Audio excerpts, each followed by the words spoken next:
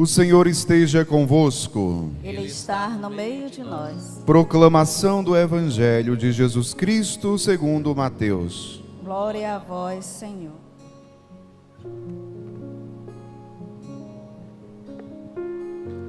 Naquele tempo, Jesus disse aos seus discípulos: a vinda do Filho do Homem será como no tempo de Noé.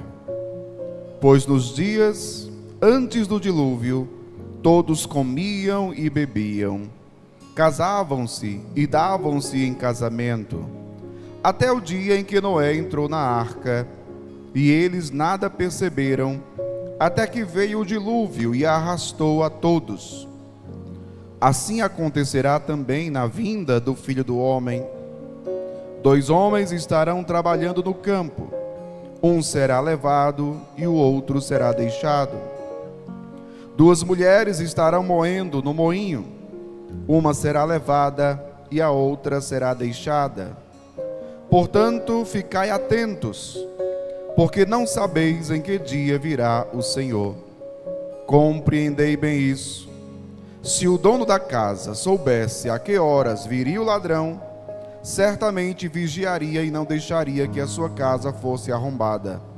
Por isso, também vós ficai preparados, porque na hora em que menos pensais, o Filho do Homem virá. Palavra da salvação. Glória a vós, Senhor. Louvado seja nosso Senhor Jesus Cristo. Para sempre seja louvado. Queridos irmãos e irmãs, iniciamos na igreja com a liturgia do primeiro domingo do Advento, o novo ano litúrgico na igreja. E o ano novo litúrgico na igreja começa justamente com este tempo do Advento, tempo de preparação, tempo de espera, preparação para o Santo Natal do Senhor, preparação para a vinda de nosso Senhor Jesus Cristo. Alguém poderia perguntar: padre, esta vinda do Senhor está falando da primeira vinda ou está falando da segunda? Fala das duas. Das duas vindas.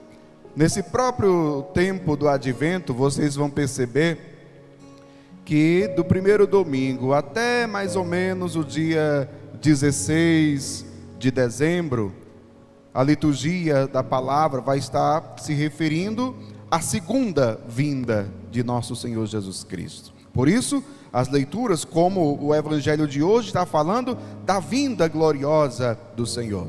E depois do dia 16, começa as leituras do Evangelho a falar da primeira vinda, do Natal do Senhor, da encarnação, do mistério da encarnação do Verbo. O Verbo divino que se fez carne e habitou entre nós, que veio a este mundo para nos salvar.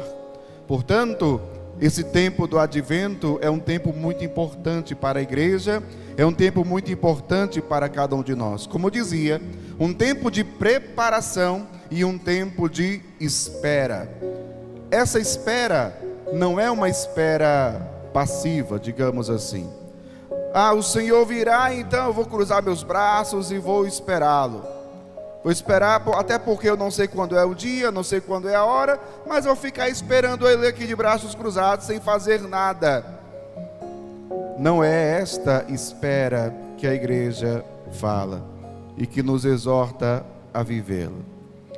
A esperança, ela é carregada de um ardor e de um fervor que nos leva a sair de nós mesmos e irmos ao encontro do Senhor, como nós ouvimos também na oração da coleta, quando na oração nós pedíamos, juntamente com toda a igreja, um coração ardente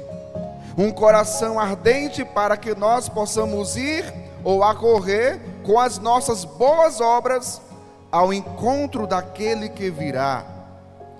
Portanto, não se trata de uma espera passiva, mas uma espera ativa.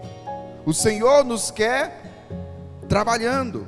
O Senhor nos quer que nós possamos nos colocar a caminho.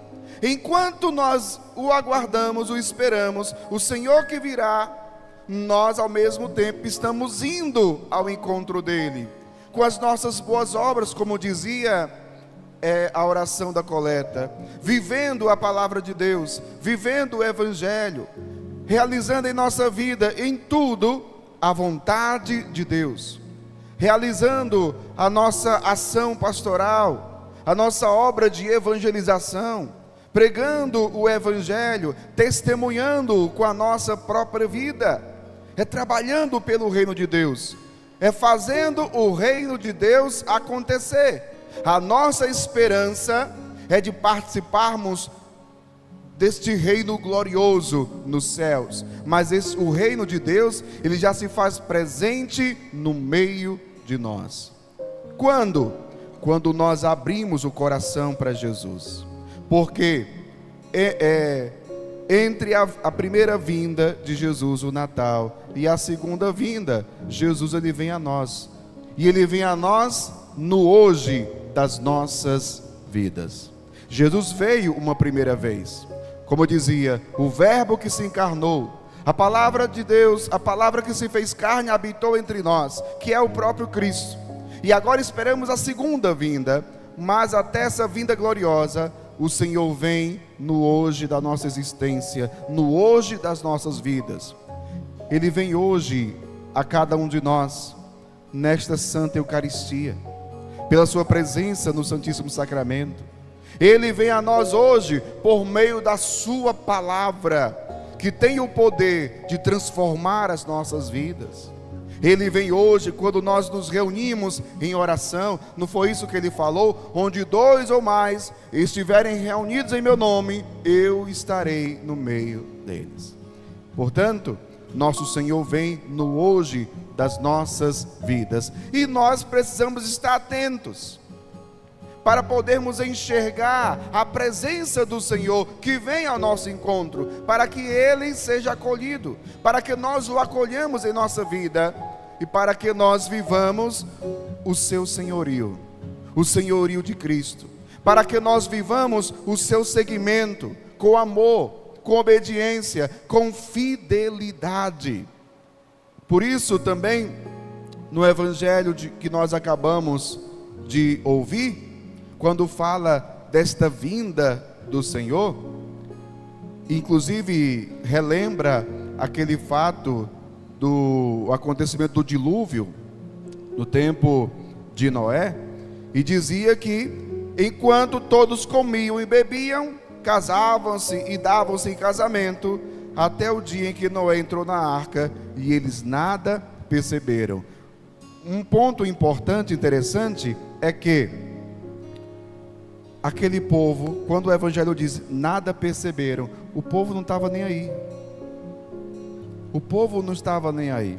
O povo foi indiferente, e Noé estava lá construindo a arca, e o povo não estava nem aí.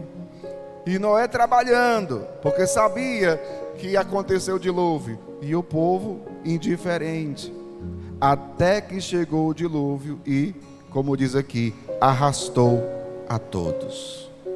Arrastou a todos. Meu povo, hoje, por falarmos e pela igreja falar sobre a segunda vinda de Cristo, sobre o reino glorioso, sobre o céu, sobre vida eterna, tem muitos ainda hoje que também não estão nem aí.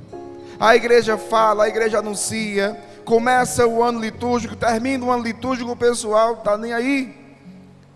Falar hoje da vinda de Jesus, falar hoje do dia do julgamento, o dia do Senhor que virá. Muitos, quando nos escutam, até dizem assim: ah, isso aí é coisa de protestante. Não, meu povo, não. Aquilo que os protestantes falam já pegaram de nós, não fomos nós que pegamos deles, não. Já foram eles que pegaram de nós, né? É bem verdade que às vezes não ensinam direito, mas tudo bem.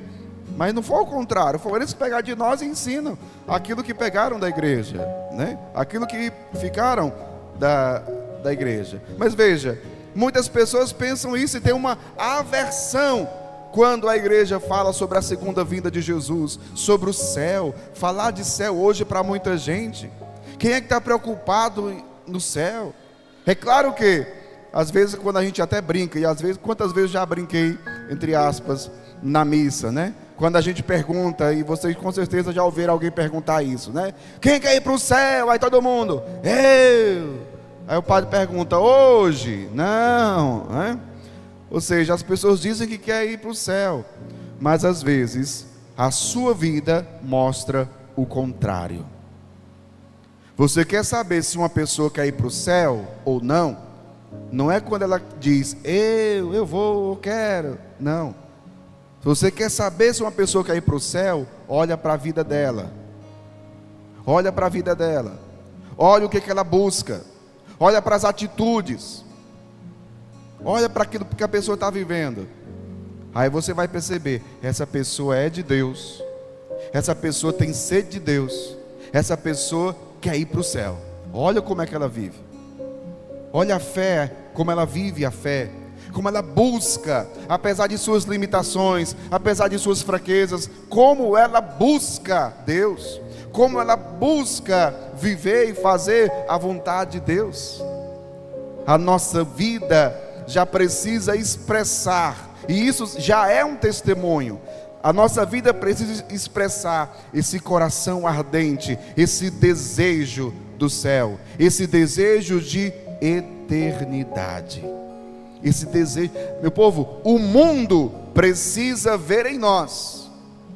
O mundo precisa ver em nós o desejo de Deus, a busca de Deus, o desejo do céu.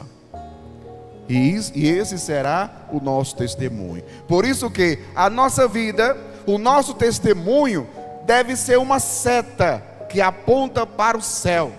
E aí nós poderíamos nos perguntar: a nossa vida cristã hoje, aquilo que nós estamos vivendo, a nossa vida tem apontado para onde?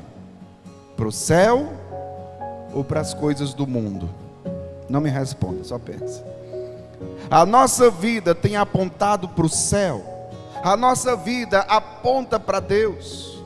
As pessoas olhando para nós, o que elas enxergam? Enxergam Deus? Veja, meu povo, é o testemunho, é a obra que temos que realizar enquanto esperamos o Senhor que vem. Eu falava da esperança ativa e não passiva. Por quê? Temos que estar preparados.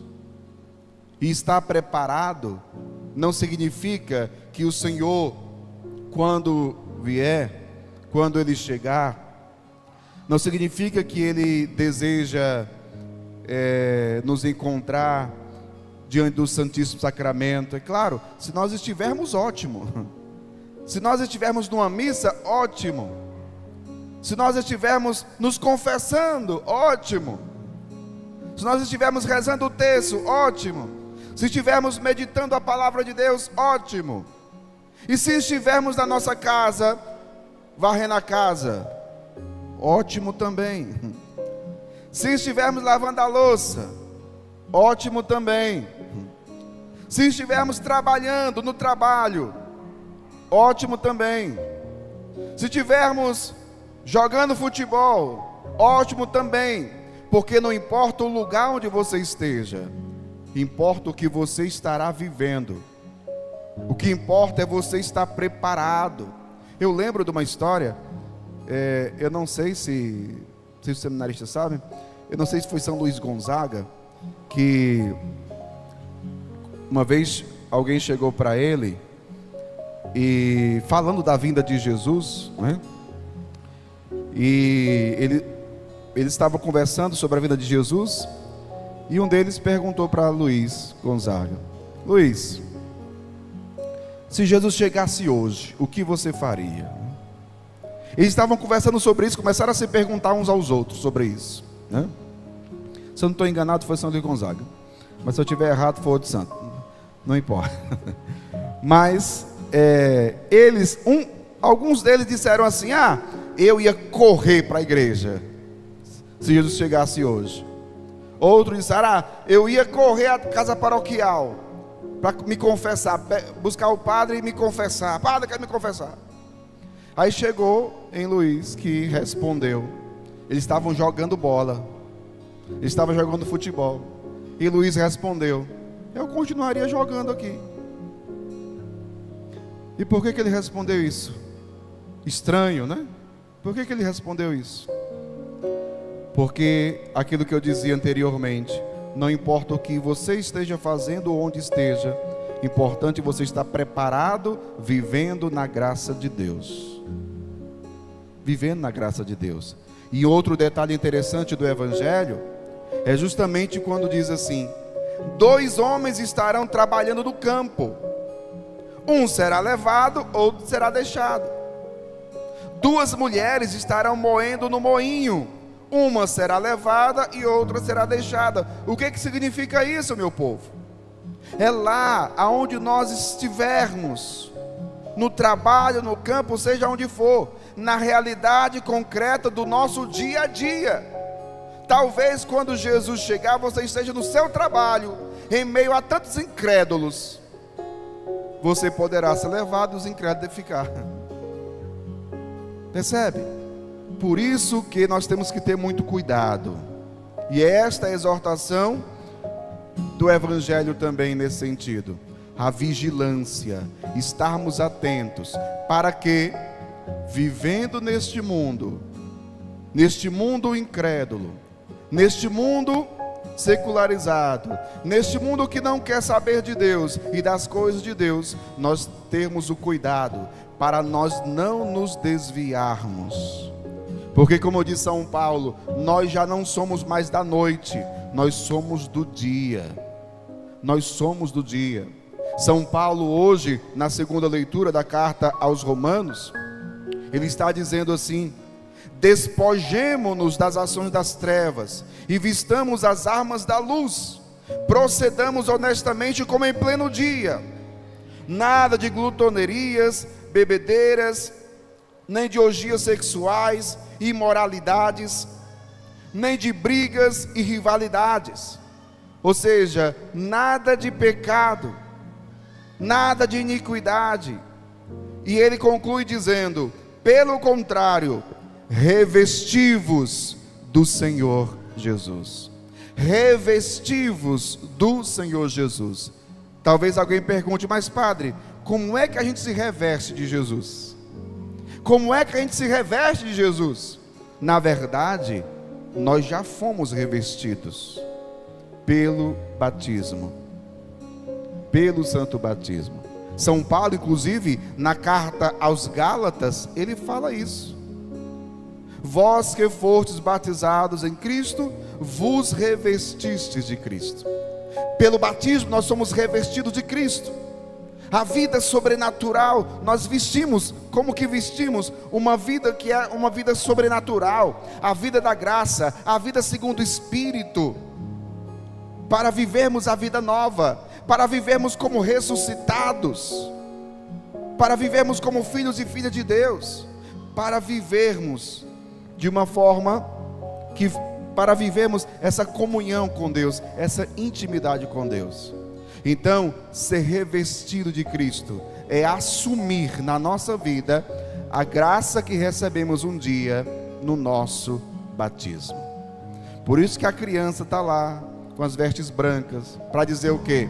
Ela foi retirada das trevas, ela foi ressuscitada em Cristo, ela foi santificada. Quando nascemos manchados pelo pecado original. O batismo apaga a mancha do pecado original. Por isso, a roupa branca, a pureza, a santidade. No batismo nós somos santificados para vivermos santamente. Ali somos revestidos de Cristo. Agora, é necessário perseverança até o fim. Não é isso que Jesus diz? Quem perseverar até o fim será salvo. Quem perseverar até o fim, vivendo unido a Cristo, vivendo a sua palavra, vivendo a fé, vivendo o Evangelho, vivendo segundo o Espírito, será salvo. E esse tempo do advento é um tempo de preparação. Nos preparemos, portanto, irmãos, nos preparemos, portanto, para a vinda do Senhor. O Senhor virá. E para terminar, a vinda do Senhor não deve nos causar medo. Nós somos cristãos, pelo amor de Deus. Muitos têm medo, né, quando fala do julgamento, quando fala da vinda de Jesus, e o Senhor vai julgar, Ele vai. Mas o cristão não deve temer, porque, como dizia, o cristão já não está mais nas trevas, está na luz, vive durante o dia, não na noite. Ou seja, a vinda do Senhor significará para nós o quê? O dia da mais bela alegria e exultação, porque Ele vem para nos conceder a salvação eterna, Ele vem para nos levar para o céu, Ele vem para nos conceder o reino glorioso. E se nós vamos, como diz o Evangelho, herdar o reino de Deus, por que eu tenho que temer? Por que eu tenho que alimentar o medo? Se a vinda do Senhor significa a minha libertação, significa que eu entrarei em posse definitiva do seu reino, que será consumado agora na glória. Então será a perfeita alegria, a maior alegria, entrarmos no céu e ocuparmos uma daquelas moradas que nosso Senhor disse que iria preparar na casa do Pai. Que o Senhor nesta Eucaristia renove o nosso coração, a nossa vida. Que o Senhor nessa Eucaristia renove o nosso desejo de Deus, o nosso desejo do céu. Toda vez que você tiver preguiça de ir à missa, toda vez que você tiver preguiça de ler a Bíblia, toda vez que você tiver preguiça de rezar o texto, de buscar a Deus, lembre-se, o céu te espera. O céu te espera. O Senhor virá. Isso para que você vença a preguiça, vença a si mesmo e possa, com o coração ardente, ir ao encontro do Senhor que vem. Louvado seja nosso Senhor Jesus Cristo. Para sempre seja louvado.